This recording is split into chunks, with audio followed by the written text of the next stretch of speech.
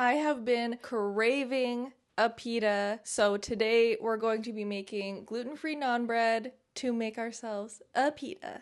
First step, we are going to be weighing out our flours. So today we're going to be using brown rice flour and tapioca flour or tapioca starch. I'm really hoping I have enough of both of these because I didn't even realize that I might be low, so we might have to mix them with some other stuff, but I've made this recipe a couple times with like varying ingredients and they always work out amazingly. So we're just gonna, first up, our brown rice flour I'm using today. We're going to be doing 235 grams. Okay, we're at 192.5, so I'm just going to add in our 1-to-1 gluten-free baking flour. Next up is our tapioca flour or starch. We need 130 grams. Let's add our remaining dry ingredients. 1 tablespoon of granulated or cane sugar. 1.5 teaspoons of baking powder. 1 teaspoon of salt. Let's mix everything together. You could use a whisk if you want. Alright, our next step is to do our wet ingredients. So to start, we're gonna make our psyllium gel. So we're gonna need warm water as well as our psyllium husk, whole psyllium husk. It said gluten-free on my bag, but I transferred it into a container here. We're gonna need 1.5-ish cups of water. I always just do 1.5. I put it in my kettle. I almost boil it and then I just set it aside and let it be warm. You could probably just use warm tap water as well. Not a big deal. Just make sure it's not like hot boiling water. 4 tablespoons of psyllium husk. And I'm gonna just weigh it out to 20 grams. Perfect. 1.5 cups of our warm water.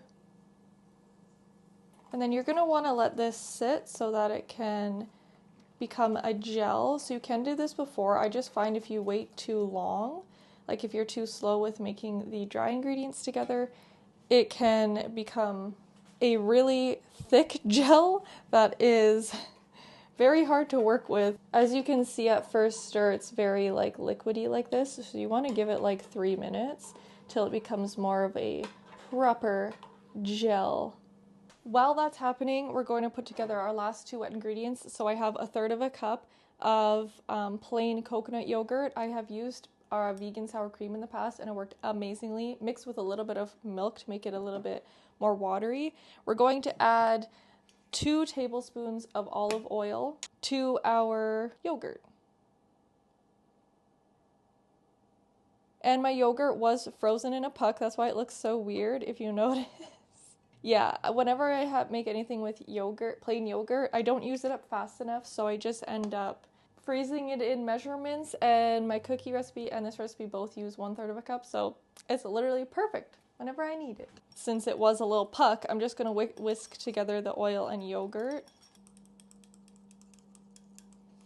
Our next step is to mix together our psyllium husk and our yogurt oil mixture before we go ahead and add it into our dry ingredients. The next thing I'm going to do also is heat my non-stick pan because I want to make sure it's nice and hot before we actually start putting the wraps in there.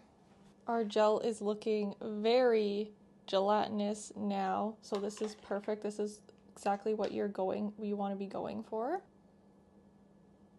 Now we want to mix this together. A bigger bowl probably would have been more ideal for this, but it's fine. Adding our wet to our dry. Now, despite what this looks like, it's actually not going to be super sticky if you want to just get your hands in there.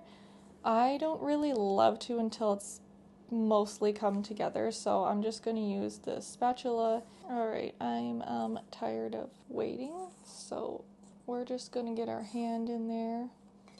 Like I said, it's not super sticky. Like if you've made pizza dough or other things like that, it's not going to be like disgustingly sticky. For some reason, I think it's the psyllium. It really makes it just kind of stick to itself. Just keep kneading. I promise you it will all come together. It does seem like there's not enough liquid at first, but have no fear. And like I said, okay, it's a little sticky, but it's not like gluten sticky, if you know what I mean. We're gonna take our ball and we're going to put it onto either parchment or saran wrap. I just have some on my glass table here. And then we're gonna separate it out. Sprinkle a little bit of our flour. What I like to do, I have a silicone rolling pin, so I actually just like to put a little bit of flour here because whenever I make these, I want to make sure that there's the least amount of flour on the wraps possible. I find it just kind of is weird when they're being cooked, so I try to just make sure it's on my rolling pin here. And we've got really the perfect ball here. After cutting them all up, you want to make sure to keep them a little bit more moist. I never do because I'm just lazy, but you can put them back in your bowl with cloth to cover it. I should be using a knife, but you know, it's fine. We're gonna cut our ball into 8 even-ish pieces. Perfect. And then just grab one section at a time and roll it into a ball. And then we're gonna roll it out. And I roll mine as thin as I can make them. They do end up being a little bit thick like a pita or like a naan, but you can make them thicker, like as thick as you want or as thin as you want. Plus I wanna use these as a pita, so obviously I want it to be big enough to fill it with stiff. Since they're not sticky, you can literally just pick them up and then set them into your frying pan. That was absolutely horrible. Do not try to do that. Try to make it evened out as possible when you put it in your frying pan because I'm gonna end up with lumpy edges now. So we're going to cook it for 30 seconds to a minute on each side. So it's looking a little puffy and I'm gonna just use my hands. And so the hotter your pan will be, the more browning you'll get, but you wanna make sure you don't get it too brown. They can get crispy. I have my glass dish here with a tea towel and I'm just going to put the wraps in here one at a time and then cover them up. That one's a little better. One thing I like to do actually is I'll cook one and then I'll roll one out as I'm going, and I like to just pick it up and hang it on the edge of my bowl that I use to mix everything in. And like I said, I don't even like to add extra flour because I find it's hard to explain. It just ends up floury on the outside of your pita or your naan, and like it's just not it, okay? And as you can see, with repetition we get better with each time, more circular and just more presentable for an actual wrap. Usually my edges are kind of like lumpy, so this is like so good for me. Something else that comes with making these several times is putting them in the pan properly. Now you want to be careful, but you can move it slightly and stretch them out like I was not doing with the first couple. So, and that's the last one. Here are all of our finished ones, and they stay so pliable and nice in here, y'all. They're so hot. So I'm gonna make some lunch to go with these, but I'll show you afterwards. But like literally look at this. This is so hot, but anyways, like what the frick? It's gluten-free. Anyways, cover them up until they are ready for use. Our lunch is done, so let's peel out a wrap and like, can you believe that? It is perfection. They're still a little bit warm.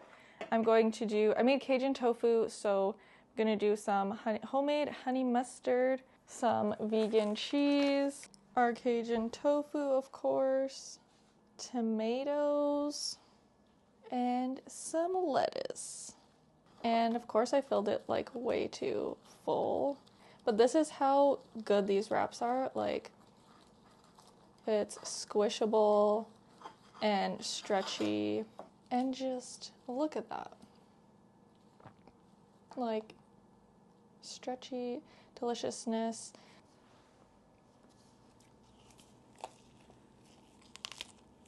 And that, my friends, is how we make a gluten-free pita wrap. If you enjoyed this video, please like and subscribe. If you want to see more gluten-free recipes, that will be it for this video. Hope you enjoyed. Hope you try these wraps. They're delicious, and I'll see you in the next one. Bye!